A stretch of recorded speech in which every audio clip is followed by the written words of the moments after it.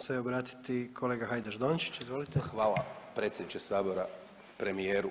25 milijardi eura su prihodi proračuna, od toga je 5 milijardi planirano pomoći EU-a. Dakle, to je 19,2% od ukupnih općih prihoda države. Iskorištenost vam je do sada nekakvih 60%. Znači, ako se nastavi na toj razini, to vam je 3 milijarde eura, a ne 5. Dakle, da li, prvo pitanje, da li imate neki operativni plan da se malo to ubrza, da se neke stvari olakšaju? Drugo pitanje je zapravo pitanje razgovora vas i mog kolege iz županijske organizacije poznatog u narodu kao župan Kolar, koji je vama pričao u Krapini o jednoj dvorani srednje škole u Zaboku, regionalnog centra kompetitivnosti. Pa vi ste, da citiram njega, obećali da ćete to staviti u proračun, jer su se oni zadužili. Tog u proračunu nema. I treće, ali čak ne ironično, dakle, Schengen je dobra stvar, ali znaš kako se veli šatro? Buras, to ti je posao. Hvala. A mama veliju da je Zagorje malo. Izvolite, predsjedniče Vlade.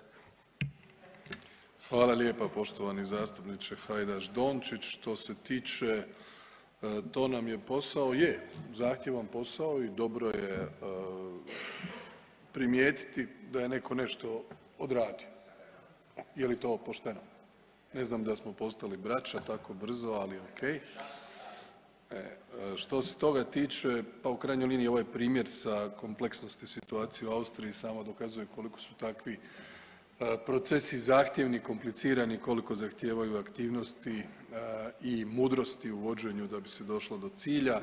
Onaj ko to ignorira, minimizira ili misli da je to samo business as usual dok se ne dogodi, sad kad je problem onda emancipira i veseli se da slučajno možda ako ne bude onda ćemo biti sretni, a sad kad je, sad je to posao. To je otprilike vaš pristup što nije dobro. Što se tiče župana Kolara, evo ja ću pogledati to i vidjet ćemo što možemo naći kao rješenje, znam za Zabok. Hvala vam. Kolegice Petir, izvolite.